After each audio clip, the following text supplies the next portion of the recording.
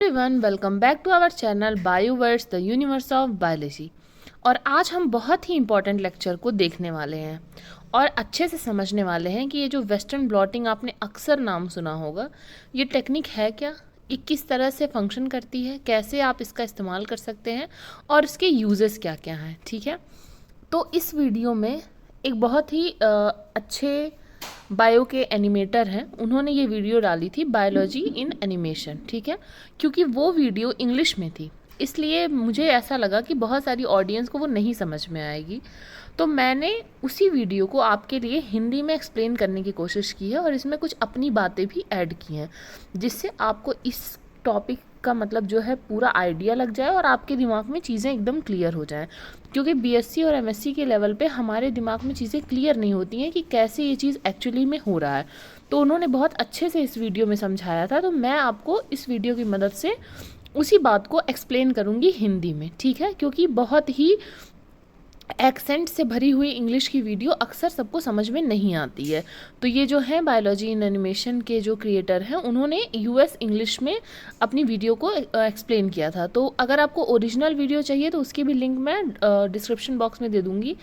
और इस टॉपिक का जो नोट्स है, क्योंकि इस टॉपिक में मैं बस आपको फंक्शनैलिटी समझाऊंगी या प्रोसेस समझाऊंगी। ठीक है, तो इसके जो मतलब एग्ज़ाम में लिखे जाने वाले नोट्स जो हैं वो टेलीग्राम ग्रुप पे मैं डाल दे रही हूँ, आप वहाँ से रिटन नोट्स ले लीजिएगा। इस वीडियो में मैं आपको सिर्फ समझाऊंगी कि वेस्टर्न ब्लॉट फंक्शन कैसे करता है।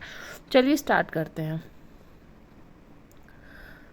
सबसे पहले वेस्टर्न ब्लॉटिंग में क्या होता है ये समझने की ज़रूरत है। हम प्रोटीन को सेपरेट करते हैं। ठीक है, तो प्रोटीन को सेपरेट करने के लिए सबसे पहला स्टेप क्या होगा कि आपको प्रोटीन का सैंपल बनाना होगा। अब जैसे सपोज करिए कि आपको प्रोटीन सेपरेशन में क्या होता है कि मान लीजिए आपके पास 3 तरह की प्रोटीन है और आपको ये वाली प्रोटीन चाहिए, तो इस मिक्सचर में से आपको ये वाली प्रोटीन अलग करनी पड़ेगी, तभी तो आप उस प्रोटीन का इस्तेमाल कर पाएंगे।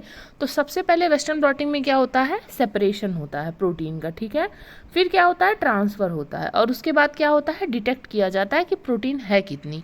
तो सबसे पहले हम सेपरेशन देखेंगे। सेपरेशन किस प्रोसेस की मदद से होता है, एसडीएस पेज नाम का एक प्रोसेस होता है, उसकी मदद से सेपरेशन होता है। तो जो सेपरेशन का प्रोसेस होता है वो किसकी मदद से होता है, एसडीएस पेज। एसडीएस पेज क्या है हमारा, एक टाइप ऑफ इलेक्ट्रोफोरेसिस है। इलेक्ट्रोफोरेसिस मैं आपको दूसरे लेक्चर में समझाऊंगी, क्योंकि अगर एक ही लेक्चर में सब कुछ समझाएंगे तो बहुत बड़ा लेक्चर हो जाएगा। तो बेसिकली आप इतना तो जानते हैं ना कि इलेक्ट्रोफोरेसिस में क्या होता है, हम सैंपल को सेपरेट करते हैं, चाहे वो डीएनए हो या प्रोटीन हो। ठीक है, तो प्रोटीन के लिए कौन सा इलेक्ट्रोफोरेसिस इस्तेमाल किया जाता है, एसडीएस पेज। अब ये यहाँ पे हम एसडीएस पेज के बारे में समझेंगे कि एसडीएस पेज से हम सेपरेट कैसे कर रहे हैं। तो देखिए, बेसिकली आपको वेस्टर्न ब्लॉटिंग में क्या करना है, प्रोटीन को सेपरेट करना है सबसे पहले। ठीक है, प्रोटीन को सेपरेट करना है। तो जब प्रोटीन को सेपरेट करने के लिए आप इस्तेमाल करेंगे एसडीएस पेज का मेथड, तो सबसे पहले उस मेथड को समझते हैं कि कैसे फंक्शन कर रहा है। अब सेपरेशन होता है, उसके बाद ट्रांसफ़र होता है, उसके बाद डिटेक्शन होता है। तो चलिए देखते हैं कि सेपरेशन कैसे हो रहा है। अब सेपरेशन के लिए एसडीएस पेज का जो है प्रोसेस देखने के लिए देखिए आपको पहले क्या क्या चीज़ें चाहिए। सबसे पहले आप क्या करेंगे, प्रोटीन सैंपल बनाएंगे। ठीक है, तो प्रोटीन सैंपल बनाने के लिए आप क्या क्या ले रहे हैं, प्रोटीन सैंपल बनाने के लिए आपको ये चीज़ें ज़रूरी हैं। देखिए, सबसे पहले तो हम समझ लेते हैं कि सब चीज़ें हैं क्या। तो ये आपका माइक्रो पाइपेट है। ठीक है, इससे आप क्या करते हैं, जो लिक्विड होता है उसको उठाते हैं। इसमें मीटर दिया रहता है, जितना मीटर आप सेट करेंगे उतना ही अमाउंट जो है ये वैक्यूम में सक करेगा। ठीक है, माइक्रो पाइपेट, तो इससे आप एकदम एग्जैक्ट अमाउंट का लिक्विड ट्रांसफ़र कर सकते हैं। ठीक है, ये क्या है, ये सेंट्रीफ्यूज वाली ट्यूब्स हैं। माइक्रो सेंट्रीफ्यूज में जो ट्यूब इस्तेमाल की जाती हैं ये वो ट्यूब्स हैं, इन्हें शॉर्ट फॉर्म में एमसीटी कहा जाता है। ठीक है, तो देखिए सबसे पहले जो आपको बनाना है, क्या बनाना है आपको, प्रोटीन सैंपल बनाना है, क्योंकि तभी तो आप जो है उसी सैंपल को सेपरेट करेंगे। तो उसके लिए आपको सबसे पहले जो है ग्लिसरॉल चाहिए, बीटा मरकैप्टोएथेनॉल चाहिए, एसडीएस चाहिए और एक ब्रोमोफेनॉल ब्लू चाहिए। अब देखिए ये 4 चीज़ें हैं, इसमें चारों का अपना अपना फंक्शन है। ठीक है, सबसे पहले देखिए ब्रोमोफेनॉल ब्लू, ये क्या है, ये एक डाई है। जैसे आपके पास जो प्रोटीन रखा हुआ है, प्रोटीन जो आपने किसी सेल से एक्सट्रैक्ट किया हुआ है, किसी टिश्यू से, किसी सेल से, तो वो जो है कलरलेस होता है। अगर आप उसको लोड करेंगे जो है जेल में डालेंगे तो आपको पता नहीं चलेगा ना कि कब वो जेल से बाहर चला गया। फिजिकल नेकेड आई से आपको नहीं पता चलेगा, इसीलिए हम क्या करते हैं, एक विजिबल डाई डालते हैं जिससे कि आपको पता चले कि हाँ अब जेल से जो है आपका सैंपल बाहर हो चुका है। ठीक है, तो ब्रोमोफेनॉल ब्लू क्या है, डाई हो गया। फिर हम एच ले रहे हैं। अब एच क्या है, एक प्रकार का डिटर्जेंट है। ठीक है, डिटर्जेंट है। ये क्या करता है, ये प्रोटीन को एक यूनिफॉर्म नेगेटिव चार्ज देता है, यूनिफॉर्म नेगेटिव चार्ज देता है। अब नेगेटिव चार्ज का क्या इंपॉर्टेंस है, ये समझने के लिए आपको इलेक्ट्रोफोरेसिस का कॉन्सेप्ट पता होना चाहिए। तो मैं इलेक्ट्रोफोरेसिस पे भी एक वीडियो डालूंगी, तो आप उस वीडियो को देख लीजिएगा और अच्छे से समझ लीजिएगा। ठीक है, बस बेसिकली इतना जान लीजिए कि हमें नेगेटिव जो है एक यूनिफॉर्म चार्ज इसलिए चाहिए जिससे कि प्रोटीन जो है वो पॉजिटिव कैथोड के साथ एक मतलब बढ़ सके, पॉजिटिव कैथोड की तरफ बढ़ सके। ठीक है, अब देखिए हमें चाहिए बीटा मरकैप्टो एथेनॉल। अब बीटा मरकैप्टो एथेनॉल क्या करता है, ये डाइसल्फाइड बॉन्ड्स को तोड़ता है। ठीक है, डाइसल्फाइड बॉन्ड्स को तोड़ता है। अब इसके पीछे का कॉन्सेप्ट आपको अच्छे से समझना पड़ेगा। हम सबको पता है कि प्रोटीन जो होता है वो सेल में 3D स्ट्रक्चर में प्रेजेंट होता है, टर्शरी स्ट्रक्चर में या 4D स्ट्रक्चर में प्रेजेंट होता है। ठीक है, मतलब जो है टर्शरी स्ट्रक्चर में प्रेजेंट होता है या फिर वो अपना क्वाटरनरी स्ट्रक्चर में प्रेजेंट होता है। टर्शरी स्ट्रक्चर में ही वो एक्टिव होता है। ठीक है, ये हो गया प्रोटीन की बात।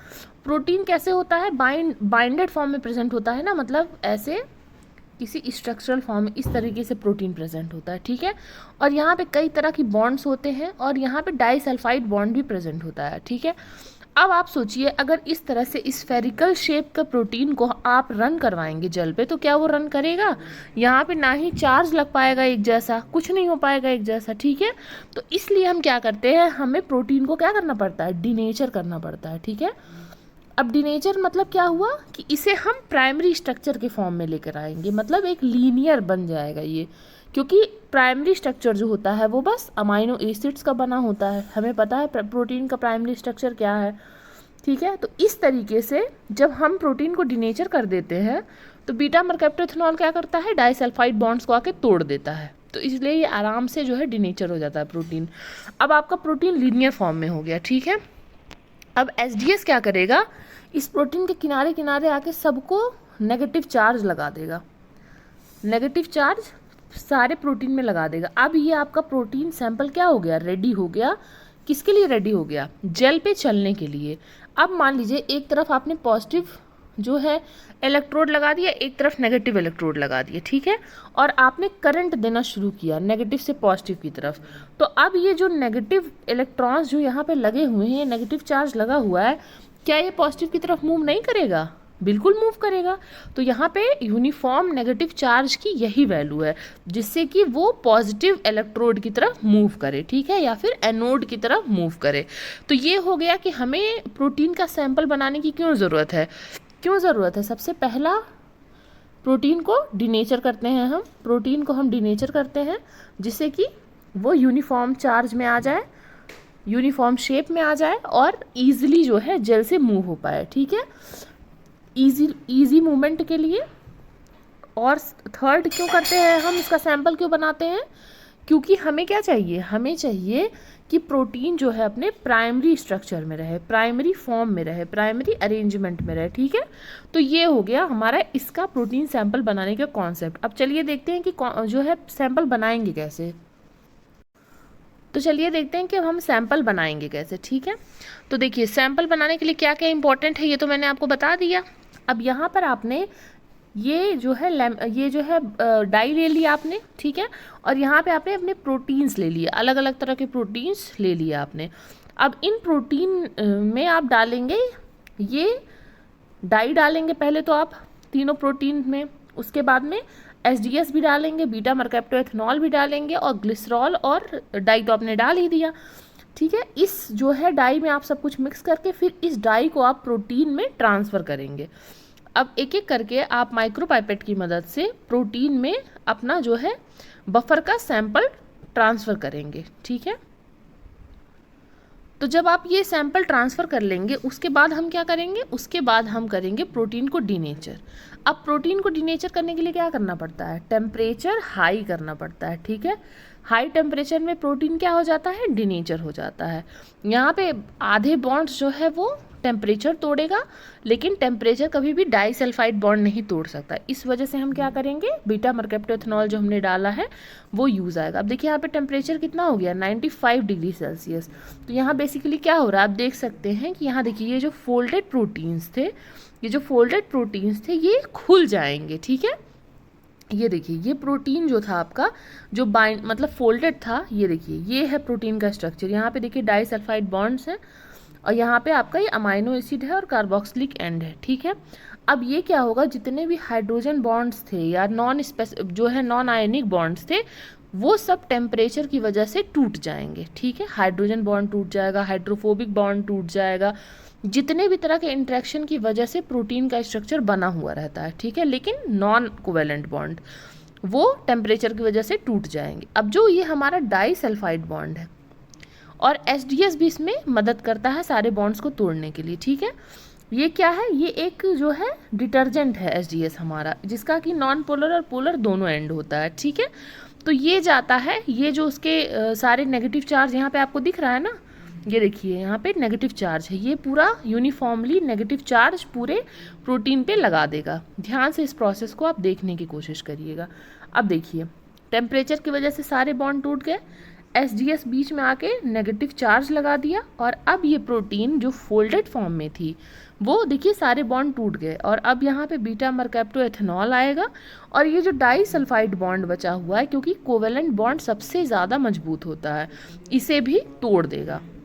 तो जब ये टूट जाएगा, अब देखिए यहाँ पर ये बॉन्ड भी टूट गया, और ये बॉन्ड जब टूट जाएगा तो हमारी प्रोटीन देखिए अब कैसी हो गई, हमारी प्रोटीन अब देखिए सारा नेगेटिव चार्ज लग गया, और साथ ही साथ हमारी प्रोटीन एकदम प्राइमरी स्ट्रक्चर वाले फॉर्म में आ गई। मतलब अब यहाँ पे कोई फोल्डिंग नहीं है, अब आपकी प्रोटीन बिल्कुल देखिए सीधी है, लीनियर है, अब ये मूवमेंट ईजिली कर लेगी, ठीक है। तो पूरा जो हमारा मकसद था ये सैंपल तैयार करने का, वो क्या था, इस फॉर्म से प्रोटीन को इस फॉर्म में लेकर आना। अब ये देखिए आपके पास तीनों प्रोटीन की लीनियर स्ट्रक्चर यहाँ पर तैयार हो गई। अब देखिए जब प्रोटीन हमारी सारी लीनियर हो गई तो अब चार्ज तो सब पे सेम है, ठीक है, सब नेगेटिव चार्ज है, तो अब ये चार्ज के बेसिस पे सेपरेट नहीं होगी। अब ये किसके बेसिस पे सेपरेट होगी, मॉलिक्यूलर वेट के या मॉलिक्यूलर साइज के बेसिस पे सेपरेट होगी, ठीक है। अब फिर से आप इसको जो है लेकर जाएंगे नेक्स्ट स्टेप पे, जो कि है जेल में हम जो है लोड करेंगे सैंपल को।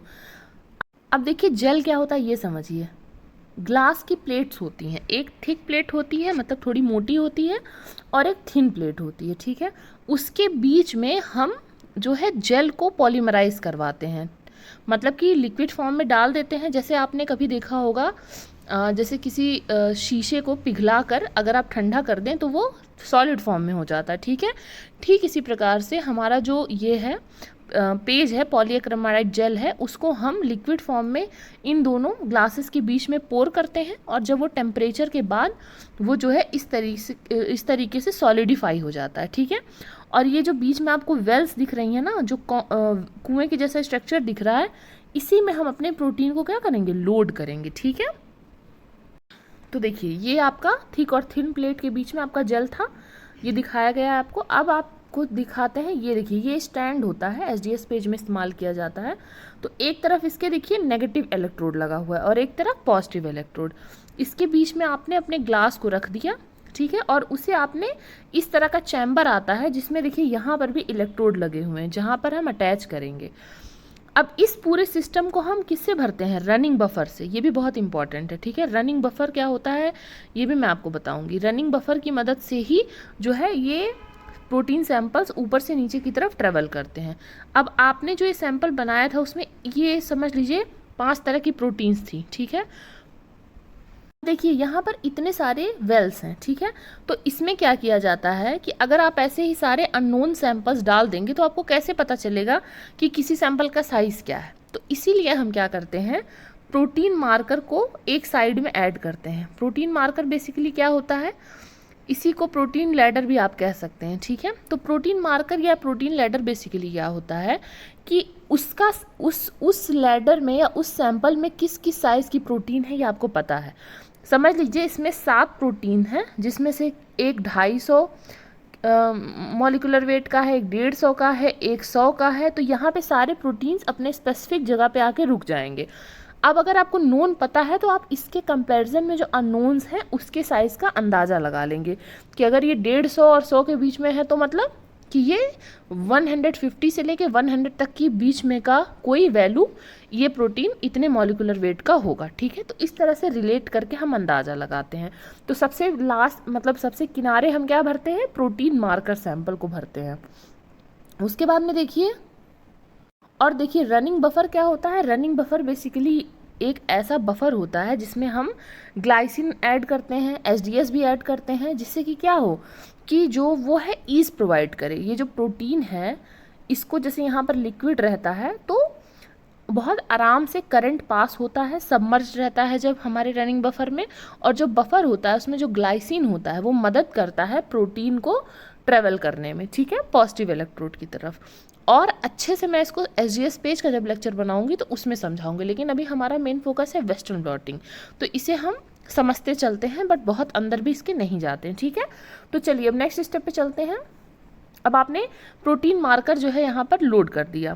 प्रोटीन मार्कर लोड करने के बाद क्या करना है हमें, देखिए अब प्रोटीन मार्कर में क्या होता है, देखिए जो हमें सारे सैंपल हैं उसका साइज़ तो पता ही है। अब उसके बाद में जो उसके किनारे वाले वेल्स हैं उसमें हम आपका जो अननोन सैंपल हमने रखा था वो सैंपल्स हम यहाँ पर फिल कर देंगे। देखिए ये जो वेल्स हैं इसमें हमने सैंपल फिल कर दिया।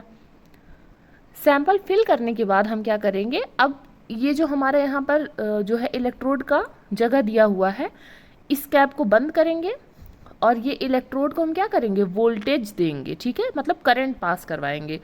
जैसे ही करंट पास होगा तो ये देखिए प्रोटीन्स जो है वो क्या करेंगे, नेगेटिव से पॉजिटिव की ओर ट्रेवल करना स्टार्ट कर देंगे, ठीक है। ये देखिए पहले आगे आगे डाई चल रही है और उसके पीछे पीछे प्रोटीन चल रहा है। तो इस तरह से हम डाई के बाहर निकलने से अंदाज़ा लगा लेंगे कि जब डाई बाहर निकल गया मतलब हमारा प्रोटीन भी एंड तक पहुंच गया, क्योंकि डाई क्या करता है वो पहले ट्रेवल करता है।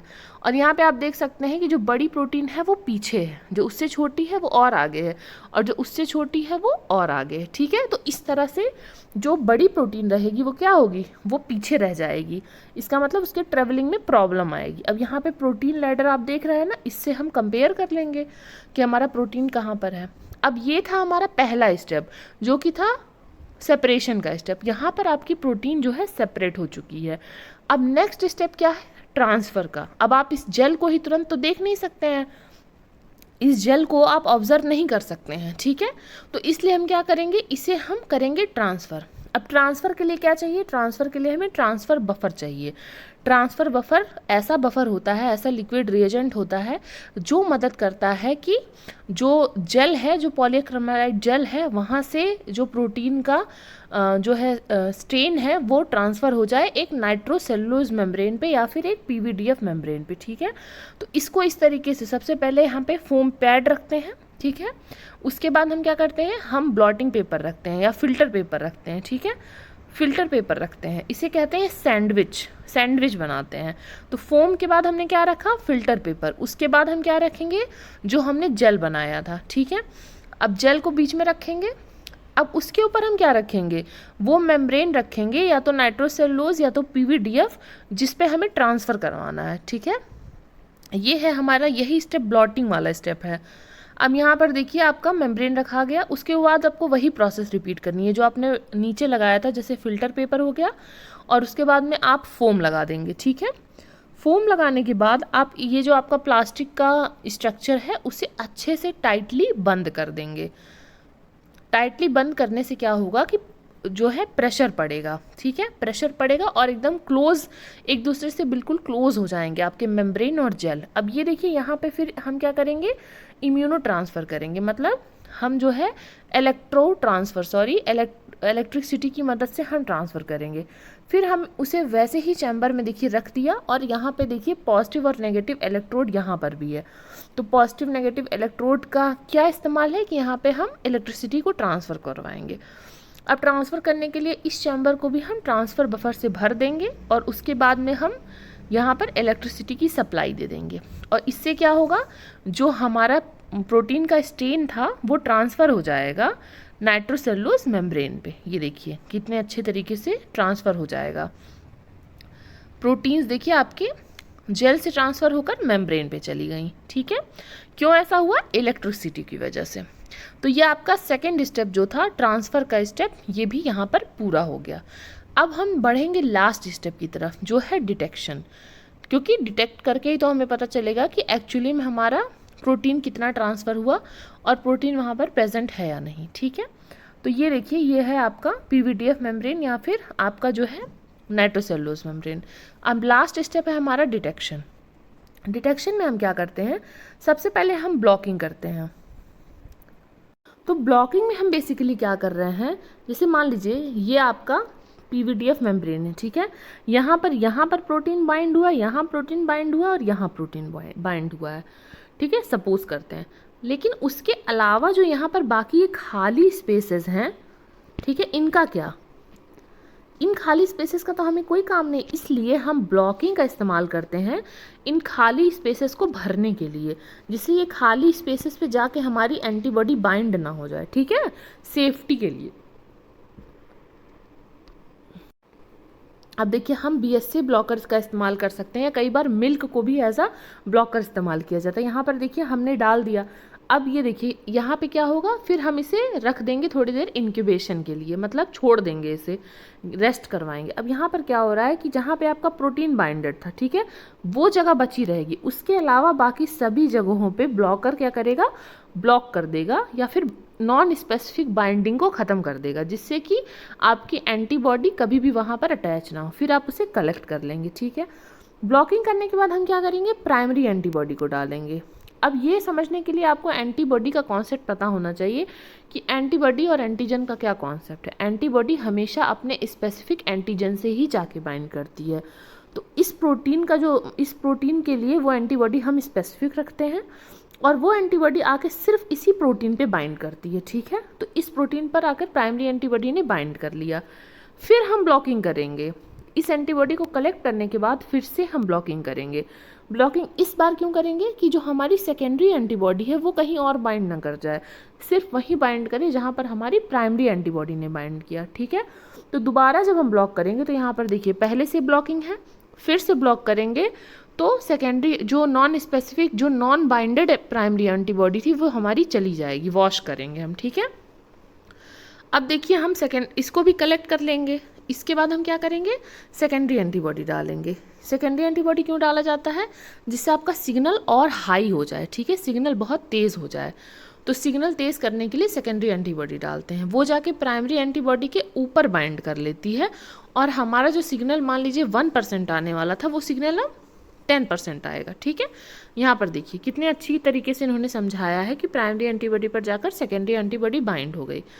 अब ये आपका सैंपल जो हो गया रेडी हो गया, आपने सेकेंडरी एंटीबॉडी भी कलेक्ट कर ली और उसके बाद में एक बार वॉश कर दिया कि अगर कहीं इधर उधर कुछ भी लगा हो तो वो हट जाए, मतलब आपके प्रोटीन से हट कर अगर कहीं भी कुछ भी बाइंडिंग हुई हो तो यहाँ पर देखिए हम सबस्ट्रेट बेस्ड जो है सिग्नल आइडेंटिफिकेशन करेंगे। मतलब यहाँ पर देखिए एंजाइम लगी हुई है, सेकेंडरी एंटीबॉडी के अंत में देखिए यहाँ पर एंजाइम लगी हुई है।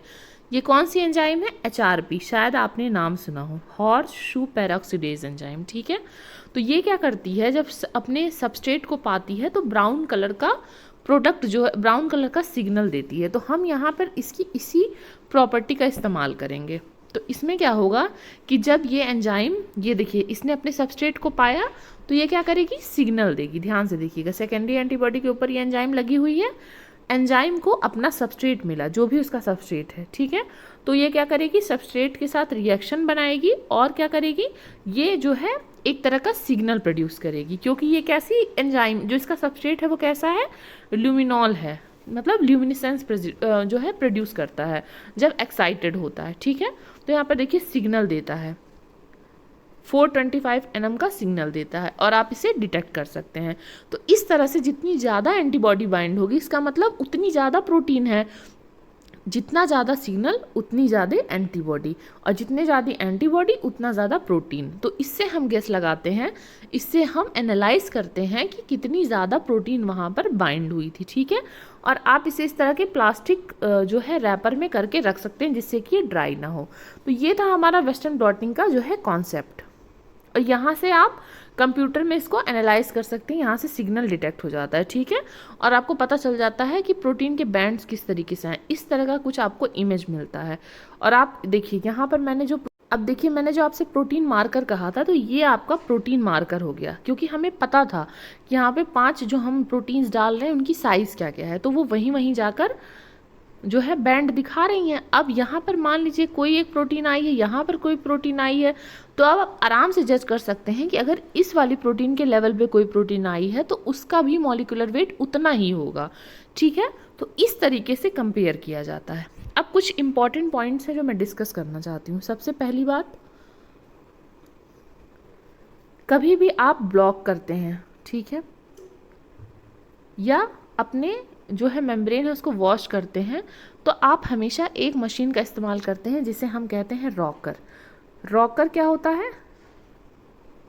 ये जो मशीन है यहाँ पर रॉकर, मतलब ये हल्का हल्का जो है आपके जो ये हल्का हल्का मूवमेंट करती है, इस तरह का टू एंड फ्रो का मूवमेंट करती है, जिस तरह से झूला झुलाया जाता है ना, बिल्कुल उसी तरीके से। तो कभी भी जब हमें वॉशिंग करनी होती है या हमें एंटीबॉडी अटैच करनी होती है तो हम क्या करते हैं, रॉकर का इस्तेमाल करते हैं, जिससे कि अच्छे तरीके से पूरे ये जो आपका मेम्ब्रेन का सरफेस है इस पर अच्छे तरीके से लिक्विड जो है स्प्रेड हो जाए। कभी भी हिलाता है, मतलब ये उसको अच्छे से सरफेस को अच्छे से बाइंड करवाने में मदद करता है। ठीक है, तो ये हो गया हमारा रॉकर। और दूसरी बात ये कि आपको एंटीबॉडी का जो है और एंटीजन का जो रिएक्शन होता है, ठीक है, शायद आपने कभी इम्यूनोहिस्टोकेमिस्ट्री या इम्यूनोसाइटोकेमिस्ट्री पढ़ी हो, तो उसमें आप अच्छे से समझ पाएंगे कि इनका जो स्पेसिफिक होते हैं एक दूसरे के लिए, मतलब एंटीबॉडी हमेशा अपने एंटीजन से ही बाइंड करेगा, जैसे कि मैग्नेट है वो हमेशा आयरन से बाइंड करता है, तो उसी तरीके से ये भी स्पेसिफिक हैं एक दूसरे के लिए। ठीक है, ये बातें हो गई। और एक बात और मैं बताना चाहूँगी कि आपने हमेशा टर्म सुना होगा इम्यूनोब्लॉटिंग। तो इम्यूनोब्लॉटिंग और वेस्टर्न ब्लॉटिंग में आपको कंफ्यूज नहीं होना, ये दोनों एक ही चीज़ें हैं। ठीक है, ये दोनों एक ही चीज़ें हैं। इम्यूनोब्लॉटिंग क्यों बोलते हैं वेस्टर्न ब्लॉटिंग को? क्योंकि यहाँ पर आप किसका इस्तेमाल कर रहे हैं, एंटीजन और एंटीबॉडी का। ठीक है, ये इम्यूनोलॉजी के अंडर आती है ना, तो इसी वजह से इसे इम्यूनोब्लॉटिंग कहते हैं। तो ये था एंटीबॉडी का और एंटीजन की मदद से वेस्टर्न ब्लॉटिंग हमारी, इम्यूनोब्लॉटिंग। आपको कोई भी डाउट हो तो प्लीज़ आप कमेंट सेक्शन में पूछिएगा, और अगर आपको इस तरह की वीडियोस अच्छी लग रही हैं तो मुझे बताइएगा। मैं मेथड्स की सारी वीडियो कोशिश करूँगी कि एनिमेटेड फॉर्म में लाऊं, जिससे कि आपको और ज़्यादा आइडिया हो। ठीक है, तब तक के लिए पढ़ते रहिए, बढ़ते रहिए। Keep learning, keep growing. Thank you.